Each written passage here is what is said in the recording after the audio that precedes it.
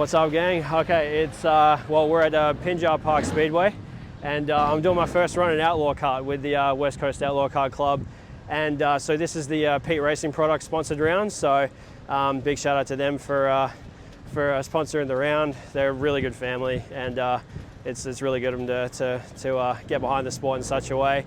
I did take a quick video before of their badass tent setup they've got today. They don't do it every round. They're doing it because it's their family event or their company event. It's so sick. I'll try and get in there a bit later and then show you around a little bit more. And I might even try and talk to some of the Peets about what they kind of do and what they contribute to the Outlaw karts. But a little bit nervous. This is a very different track to what I sort of had to run on last week. It's smaller, the dirt's different. It's going to be a little bit, I feel like a little bit more of a learning curve than that first track was. But I got to start off the back anyway, and I'm not trying to win tonight, so I'm just going to make sure that car comes back in the same condition as what it came in. So, but yeah, this is Pinjar Park Speedway. This is actually a junior bike track. Over the years, that the Outlaw karts have been using this, the bike club has allowed them to sort of dig out some banking into this, but it's still a very bottom dominant track.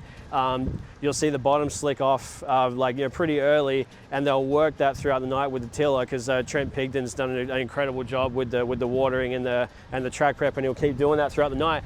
But unfortunately, the dirt that's here doesn't really allow for much grip, sort of even up high on the banking, so it's still a very bottom dominant track. But I mean, the track's in really good shape today. I'm not going to say it's not going to be up near the fence, but who knows? We might see it, a car length or two off of the bottom. We'll soon find out. But again, I'm not trying to win. I'm just going to try and watch the more experienced drivers and see what I can learn from them and just have fun, because this is only a one-off deal. So. But yeah, again, thank you to Peet Racing Products for sponsoring the event. Thank you to Chromie for loaning me his kart. And yeah, I mean, he's behind the camera right now, but I'll say thanks to Tommy and his dad Jason for helping me out for the day. And yeah, okay, well, I guess we'll see when we strap in for high laps.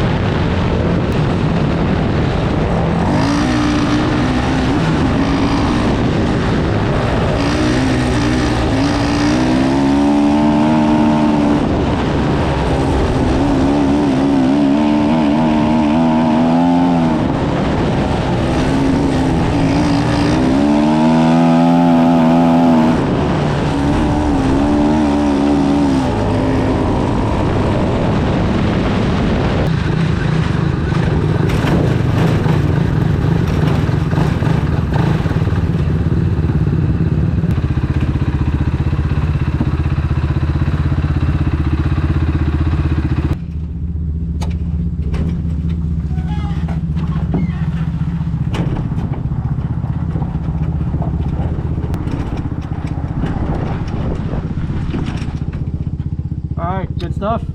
Yeah, good first time. Yeah. All right, gang. Well, that's hot laps done. So that was super fun. I was definitely a bit tentative. Didn't want to loop in front of everybody and cause a fuss, but it wasn't the adjustment that I thought it was going to be. It's definitely not as much grip here as the private track, not even close. But what spun me out is that these things don't rotate unless you're on the gas, just like a sprint car. What I tried to do was try to kind of roll it in off the gas and just waited for it to rotate, and it just never did. But as soon as you step on the gas a little, the tires start spinning, it actually comes around it again. So once I kind of adjusted to that, it was that was a little bit more comfortable. So but yeah, heaps and heaps of fun. So we're starting off the back of every heat. We're in heat 1 and 3. So yeah, we just scraped all the excess dirt off the car, and yeah, it was way more fun than what I thought it was going to be. Not that I didn't think it was going to be fun, but it's actually a blast, ripping around here in these things. And yeah, I'm looking forward to the heat race. I better get good at pulling tear-offs because it's pretty muddy out there today. So tear-offs is not my specialty just yet. So that's going to be an interesting one. So I'm going to have to learn some pretty quick hands pretty soon. So they're ripping through this schedule, so I got to get back in the car. But yeah, we'll chat to you after the next heat.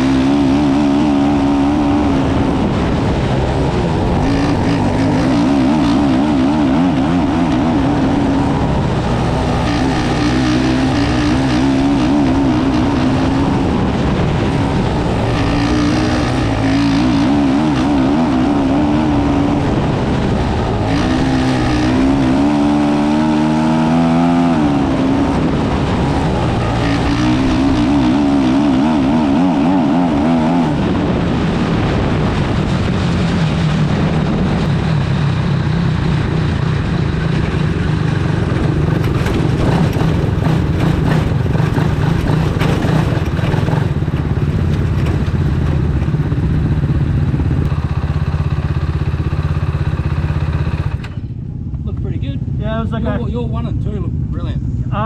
That's weird because I didn't like 1 and 2 at all. In the last 3 laps. Last 2, 3 was okay, but before that it was awful. Yeah, your 1 and 2 look better than your 3 and 4 in the last part. Oh, right? Sorry, yeah, 1 and 2, yeah, that was much better. I don't know why. For some reason I like that one way better. Yeah. Have you enjoy it? It is fun. Yeah, super fun.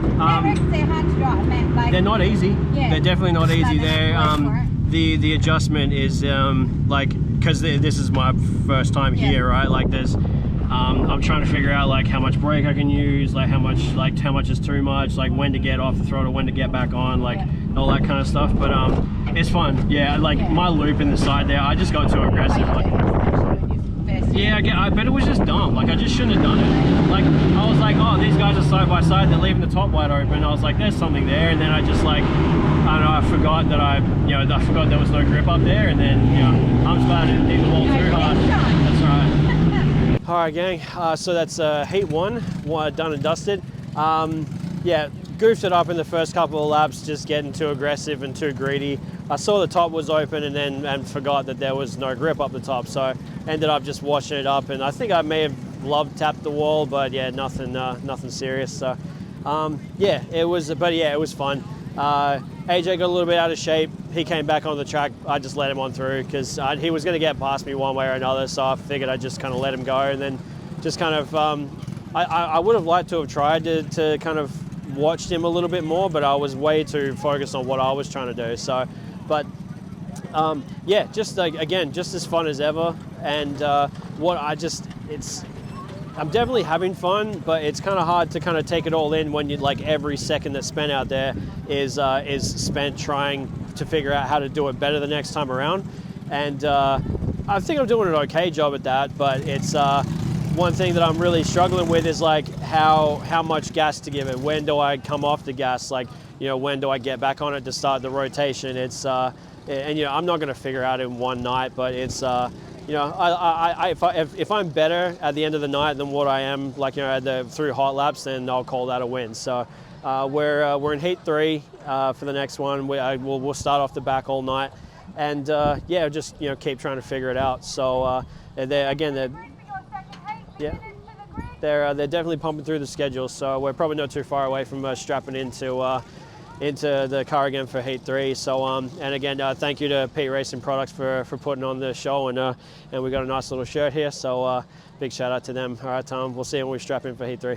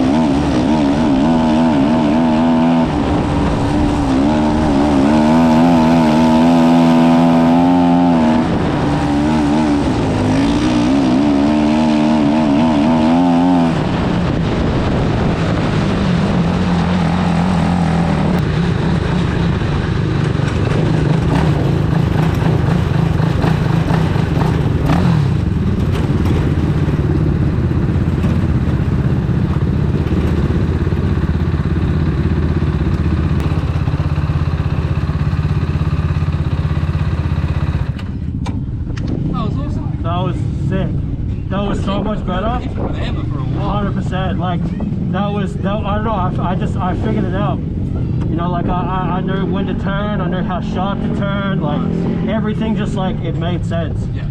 So that was sick. I'm super stoked with that. All right, gang. So Heat 2 was actually a little while ago, but we've been doing this a little few things on here. But that, like, it made so much more sense that time.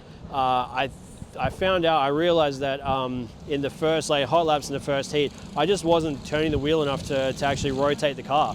And it would just push and push and push, and it just wouldn't rotate until I really stood on the gas a little bit. And then, yeah, that one, I don't know why I did it, but I really yanked down on the left-hand side in that time, and I was like, oh, wow, it actually turns now. So that one just felt like was night and day to what I felt in the first heat race and hot laps. So we got a feature left. Still don't know how many laps it is, to be honest. But before I get into that, I need to thank the Nightingales who gave us a right front tire to use, because the one that was on there was not going to last the feature. So yeah, big shout out to them. They saved the night, literally. So Tommy's checked the air pressures. We've done a clean. We're loaded up on fuel now. So yeah, that's we're ready to take on however many laps the feature is, and I'm really excited for it, because it's easy to have fun and be excited for this when it makes sense, and it definitely made a lot more sense that time out. So, and yeah, so it's been a really good night, and I'm kind of bummed that there's only a feature left, because I would have liked a couple more times out, but you know, can't get too selfish. The more you go out, the more opportunity you have. You break your stuff, and this isn't even my stuff. So, but yeah, we just was able to drive it in a little bit harder. The car actually rotated because I actually steered it in there, and so I'm really looking forward to whatever the feature brings. So just try and stay out of trouble, and you know, maybe some good will happen. So we'll see after.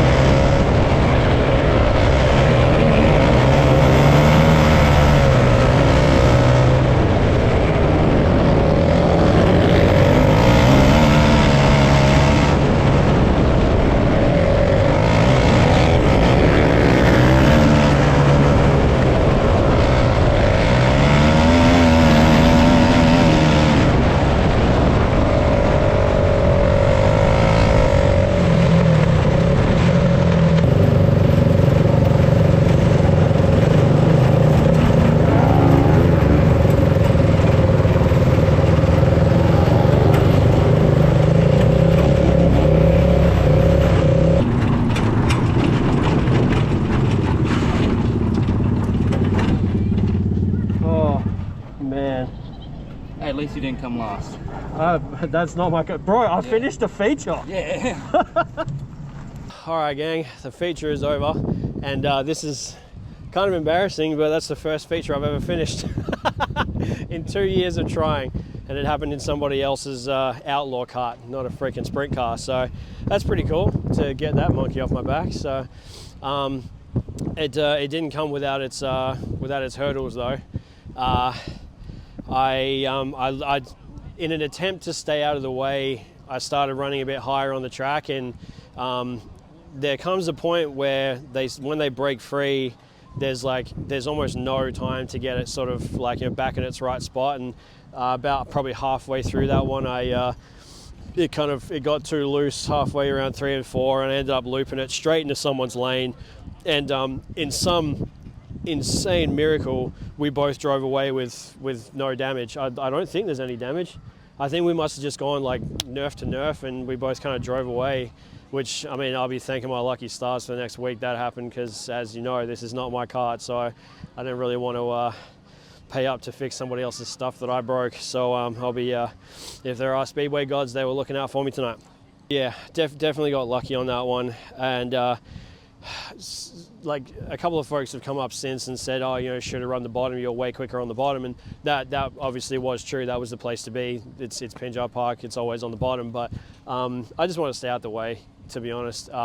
Once I've been lapped, like, you know, led the first time, I was like, okay, well, you know, there's not much to gain here. I'll just make sure I bring it home in one piece and not get in anybody's way. So I'm probably a little like too generous with the space that I gave, because I ended up right on the last lap, I ended up giving a spot back after a restart. I'm really pissy about that. Just got way too high, way too wide, and the 88 was able to sneak in underneath me. So I really wanted that spot back, to be honest. But look, rolled it in at the end, so that's all I can say thanks for. Well, there's many more I can say thanks for, but I'm very thankful for that right now. So big shout out to the Peet family and Peet Racing Products. Not only have they sponsored this event, but they also hooked me up with a few bottles of water, which saved my ass today. So thank you to the Nightingales that's their right front tire that's on this car. So they like gave us the chance to actually run out for that feature, because I don't think that that right front was going to last. Big thank you to my sponsors, All Fire Garage, Park and Print, DIY Equipment Hire, OTA Logistics, AdLife, Mend, ABP Freighters, Renowned Raceway, and Perth Isotropic Super Finishing. They are my sprint car sponsors, but I obviously wanted to carry them over here to make sure I spread the love as much as possible, because they're the reason I'm still going. I'm gassed. I'm absolutely gassed. That was a freaking workout. The cautions were, I hated them because I just wanted the race to be over. But they were also a bit of a blessing, because it gives your arms and well, specifically my hands, a bit of a chance to relax. But man, I really would have liked that to have ended, you know, about 2 or 3 cautions earlier, because I was holding on at the end. So if anybody's under the impression these things are a breeze to drive, they are absolutely not. But they are freaking fun. For those who don't know, there is a proposed plan for a specific, like an Outlaw kart specific track to be built at the Perth Motorplex complex. I hope to whatever God there is that it happens, because the class desperately needs it. Not because they have nowhere to race, but because they need somewhere better to race that's purpose built. And the sport will blow up, like not immediately, but the exposure that it will gain from being in such a complex like the Motorplex, where so many people know where it is. It's a bit more central. The sport will only grow because of it. The only thing that will kind of help it grow after that is a growing second-hand market. The Outlaw cars are haven't been here very long. This is like its 6th season or something.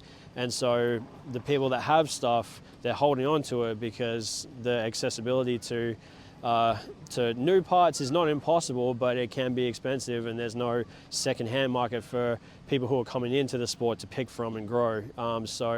Though between those two things and just a bit more exposure, then I think this class has infinite potential. So looks like they're about to get stuck into the prezzies. So thanks for checking it out. Tommy's behind the camera, Jason's behind the camera. You know, I wouldn't have made it out of the freaking shed without them today. So thank you, boys.